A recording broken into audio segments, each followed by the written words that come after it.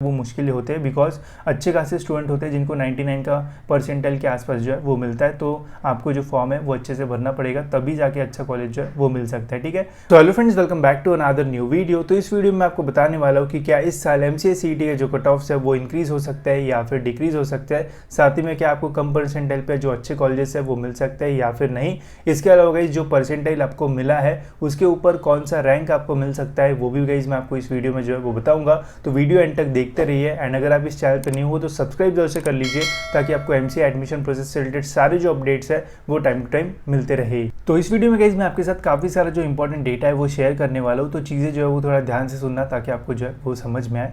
अब देखो guys, MCA CET की जो एग्जामिनेशन है वो बहुत सारे जो स्टूडेंट्स हैं वो देते हैं, बट एडमिशन लेने वाले जो स्टूडेंट्स हैं वो काफ़ी कम रहते हैं। ठीक है, अगर हम डेटा की बात करें तो लास्ट ईयर ऑलमोस्ट 34,000 स्टूडेंट्स ने जो है वो रजिस्टर किया था, उसमें से 31,000 स्टूडेंट्स ने जो एग्जामिनेशन है वो दी थी।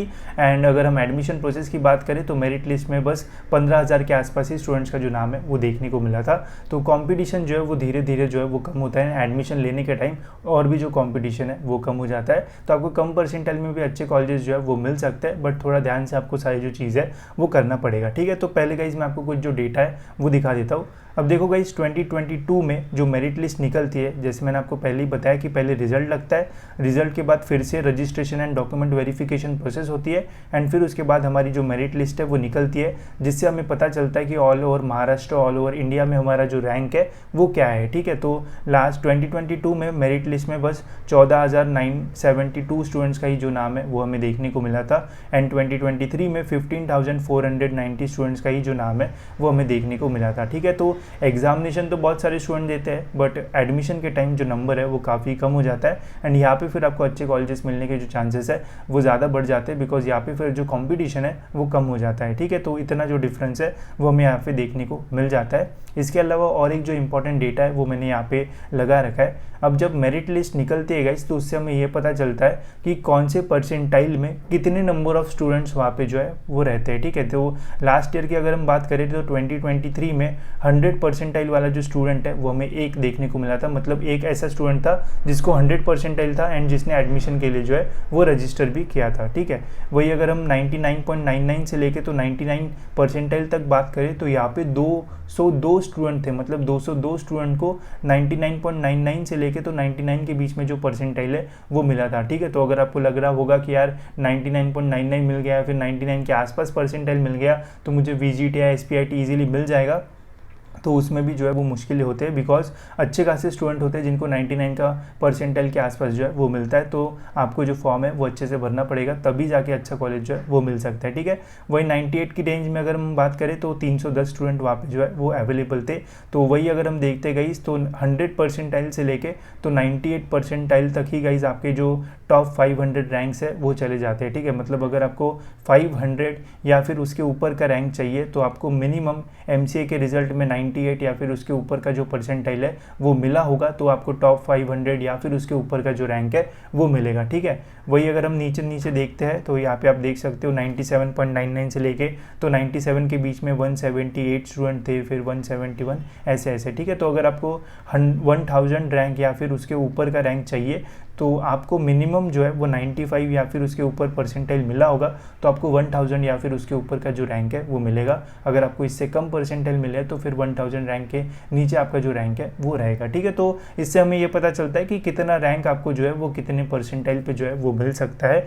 तो आप देखो टॉप 500 में आना है तो 98 के ऊपर चाहिए, टॉप 1000 में आना है तो आपको ऑलमोस्ट 95 या फिर उसके ऊपर जो है वो चाहिए रहेगा। बाकी डेटा मैंने यहाँ पे जो है वो डाल रखा है, तो आप इससे भी जो है वो देख सकते हो। ठीक है, अब मैंने जैसे बोला था गाइस कि क्या इस साल जो है वो MCA के जो कट ऑफ्स है वो इंक्रीज होंगे या फिर डिक्रीज होंगे। तो देखो गाइस, जो लास्ट ईयर का डेटा है उसे देख के तो यही लगता है कि MCA के कट ऑफ्स इस साल भी जो है वो ऑलमोस्ट सेम ही हमें जो है वो देखने को मिलेंगे, बिकॉज जो सबसे इंपॉर्टेंट चीज़ होती है वो ये होती है कि कितने नंबर ऑफ स्टूडेंट जो है वो एडमिशन के लिए रजिस्टर करते हैं। भले ही हो सकता है कि इस साल बहुत सारे स्टूडेंट ने जो है वो रजिस्टर किया होगा, जैसे लास्ट ईयर 34,000 स्टूडेंट ने जो है वो रजिस्टर किया था, जिसमें से बस 31,000 ने एग्जामिनेशन दी थी एंड उनमें से भी बस 15,000 ऑलमोस्ट स्टूडेंट ने जो है वो रजिस्टर किया होगा। तो हो सकता है इस साल 40,000 से 35,000 लोगों ने रजिस्टर किया होगा, उसमें से कितने स्टूडेंट्स ने एग्जामिनेशन दी होगी वो हमें डेटा से पता चल जाएगा। एंड अगर नंबर ऑफ़ स्टूडेंट इस साल ज़्यादा रजिस्टर करते हैं एडमिशन प्रोसेस के लिए, तो फिर गाइज हमारा जो कट ऑफ है वो इंक्रीज़ होगा, बिकॉज उससे डायरेक्टली यहाँ पे जो नंबर ऑफ़ स्टूडेंट्स है वो इंक्रीज़ होंगे। एंड वही अगर इस साल कम स्टूडेंट्स ने रजिस्टर किया रहेगा एडमिशन प्रोसेस के लिए, तो फिर गाइज हमारा जो कट ऑफ है वो डिक्रीज़ होगा। बट जितनी प्रॉबेबिलिटी है गाइज उसके अकॉर्डिंग तो यही लग रहा है कि इस साल भी कट ऑफ जो है वो ऑलमोस्ट सेम ही रहेंगे। थोड़ा बहुत एक दो मतलब थोड़ा बहुत ही जो चेंज है वो आएगा, ज़्यादा बड़ा जो चेंज है वो आने के चांसेस नहीं है। अगर जो नंबर ऑफ़ स्टूडेंट्स है जिन्होंने एडमिशन के लिए रजिस्टर किया वो एकदम ही बढ़ जाते, मतलब जैसे लास्ट ईयर 15,000 लोगों ने रजिस्टर किया था, इस साल अगर 25,000 लोग यहाँ पे रहते हैं तो फिर अच्छा खासा कट ऑफ में जो है वो डिफरेंस आने के चांसेस है, वरना तो ज़्यादा डिफरेंस हमें जो है वो कट ऑफ में जो है वो देखने को नहीं मिलेगा। ठीक है, तो कट ऑफ का ज़्यादा टेंशन मत लो, ऑलमोस्ट वो जैसा कट ऑफ लास्ट ईयर था उसके आसपास ही हमें जो कट ऑफ है वो जो है वो देखने को मिल सकता है। ठीक है, एंड आपको जो एडमिशन है गाइस वो रैंक के बेसिस पे मिलता है, ना कि परसेंटाइल के बेसिस पे, तो इसलिए रैंक जो है वो सबसे इंपॉर्टेंट है, जो कि आपको मेरिट लिस्ट के थ्रू जो है वो पता चलेगा। ठीक है, इसके अलावा गाइस अभी आपका सोचना शुरू हो गया होगा कि कौन सा कॉलेज हमें मिल सकता है। तो देखो ये हमारी लिस्ट है जिसमें सारे कॉलेजेस हमने जो है वो मैंशन कर रखे हैं, अगर आपने नहीं लिए तो ले सकते हो। एंड इससे भी आप देख सकते हो गाइस कि कौन सा कॉलेज आपको जो है वो मिल सकता है। ठीक है, तो जैसे मैंने आपको बोला कि अगर आपका जो रैंक है वो टॉप 500 में रहता है, तो आप जो है गाइस वो ऑलमोस्ट टॉप 5 कॉलेजेस में जो है वो इजीली एडमिशन जो है वो ले पाओगे। ठीक है, वही अगर आपका रैंक जो है वो टॉप 1000 में रहता है तो ऑलमोस्ट टॉप 10 कॉलेजेस, जितने भी टॉप 10 कॉलेजेस है उनमें गाइस आप जो है वो एडमिशन लेने के आपके जो चांसेस है वो बढ़ जाएंगे। ठीक है, तो ये भी आप इस लिस्ट से जो है वो इजीली जान सकते हो। एंड यहाँ पे काफ़ी सारे कॉलेजेस जो ऑटोनॉमस है उन्हें भी हमने रेड कलर में मार्क कर रखा है, ताकि आपको ईजिली उनकी जो इन्फॉर्मेशन है वो मिल पाए। ठीक है, अब गाइस हम कुछ जो कट ऑफ्स है वो भी चेक करके मैं आपको यहाँ पे जो है वो बताता हूँ। जैसे VGTI का अगर हम सपोज करते VGTI नहीं देखते, पिंपरी चिंचवड देखते हैं। ठीक है, ये भी एक अच्छा कॉलेज है। तो इस कॉलेज का कट ऑफ अगर मुझे चेक करना है तो यहाँ से मैं इस कॉलेज का नाम जो है वो कॉपी करूँगा, एंड जो कट ऑफ लिस्ट है एक्चुअल CET की, यहाँ पे मैं Ctrl+F दबा के इस कॉलेज का नाम जो है वो पेश कर दूंगा। ठीक है, तो डायरेक्टली मुझे इस कॉलेज के जो कट ऑफ है वो डिटेल में मिल जाएंगी, वो भी कैटेगरी वाइज, तो इसलिए इस लिस्ट का काफ़ी फायदा है, लिंक डिस्क्रिप्शन में मिल जाएगी। ठीक है, तो ये है इस कॉलेज एक जो है वो ऑटोनॉमस कॉलेज है, जो कि बहुत अच्छी बात है। पुणे यूनिवर्सिटी के साथ एफिलेटेड है, तो पुणे यूनिवर्सिटी भी अच्छी यूनिवर्सिटी मानी जाती है। अब यहाँ पे आप देख सकते हो गाइस कट ऑफ्स। ठीक है, तो यहाँ पे होम यूनिवर्सिटी के कट ऑफ्स अलग होते हैं, अदर देन होम यूनिवर्सिटी के अलग होते हैं। ठीक है, तो अगर आपका होम यूनिवर्सिटी मतलब अगर आपने ग्रेजुएशन पुणे यूनिवर्सिटी से किया होगा तो आपका होम यूनिवर्सिटी पुणे रहेगा। ठीक है, तो आपको ये कट ऑफ जो है वो रेफर करना पड़ेगा। अब यहाँ पे आप कट ऑफ देखो, ओपन का जो है वो जाता है 98 रैंक, 98 परसेंटाइल के आसपास, एंड रैंक आप देख सकते हो 240। वही अगर हम OBC का देखते हैं तो 340 रैंक तक जो कट ऑफ है वो जाता है। ठीक है, तो ये कट ऑफ देखना बहुत इंपॉर्टेंट होता है। वही अदर देन होम यूनिवर्सिटी में जो पुणे के बाहर के स्टूडेंट है, मतलब नागपुर हो गया, महाराष्ट्र हो गया, या फिर आउट ऑफ महाराष्ट्र जो रहेंगे, उन्हें ऑल इंडिया कट ऑफ जो है वो रेफर करना पड़ेगा, एंड जो पुणे के बाहर के होंगे उन्हें अदर देन। ठीक है, तो अदर देन में और भी जो कट ऑफ है वो इंक्रीज हो जाता है। ठीक है, तो काफ़ी सारी कॉम्प्लेक्सिटी होती है जिसमें चीज़ें जो है वो समझना थोड़ा जो है वो मुश्किल होता है। एंड मैं आपको एक चीज़ बताता हूँ, MCA में अगर आपको अच्छा कॉलेज चाहिए तो कैप राउंड 1 का जो ऑप्शन फॉर्म है जिसमें हमें कॉलेजेस के नाम डालना पड़ता है वो अच्छे से भरना पड़ता है। नहीं तो अगर आप कैप राउंड 1 अच्छे से नहीं फिल करोगे, कैप राउंड 2 तक का इंतजार करोगे, तो वहाँ पे फिर अच्छा कॉलेज मिलना जो है वो थोड़ा और डिफिकल्ट जो है वो होता है। एंड ये गाइज आपको जो है वो पहले से ही समझ में आना चाहिए। एंड जो हमारी काउंसलिंग प्रोसेस होती है उसमें भी हम स्टूडेंट्स को ऐसी कॉलेज की लिस्ट बना के देते हैं जिसमें उन्हें 100% कैप राउंड 1 में जो कॉलेज है वो लग जाता है, ताकि कैप राउंड 2 में जब हो जाए तो उनके पास पहले से ही जो कॉलेज है वो रहे, एंड वो बेटरमेंट के लिए जाए, ना कि पहला कॉलेज ढूंढने के लिए। ठीक है, तो ये चीज़ें जो है वो बहुत इंपॉर्टेंट होती है, तो इसका जो है वो ध्यान रखना।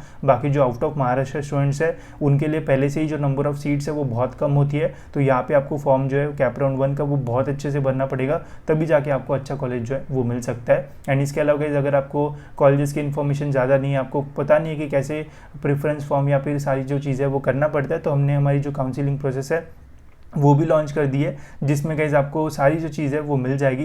एंड जो कैप राउंड 1 का फॉर्म होता है उसमें हमें कॉलेज की लिस्ट बनाना पड़ता है, ये वाली लिस्ट भी गाइस हम आपको जो है वो खुद बना के देंगे। साथ ही में आपको ये भी पूछेंगे कौन से कॉलेजेस चाहिए, एंड उसके अकॉर्डिंग बेस्ट कॉलेजेस की लिस्ट आपको जो है वो बना के देंगे अकॉर्डिंग टू योर परसेंटाइल। तो अगर आप हमारे काउंसलिंग प्रोसेस में इंटरेस्टेड हो तो इसके लिए आप एनरोल कर सकते हो, इसमें आपको बहुत सारी चीज़ें मिलेगी, एंड आप पर्सनली मुझसे जो है वो बात भी कर पाओगे अपने कॉलेजेस के बारे में, एंड डिसाइड कर पाओगे कि कहाँ पर आपको जो है वो एडमिशन लेना चाहिए। ठीक है, तो तो इसकी भी लिंक आपको जो है वो डिस्क्रिप्शन में मिल जाएगी।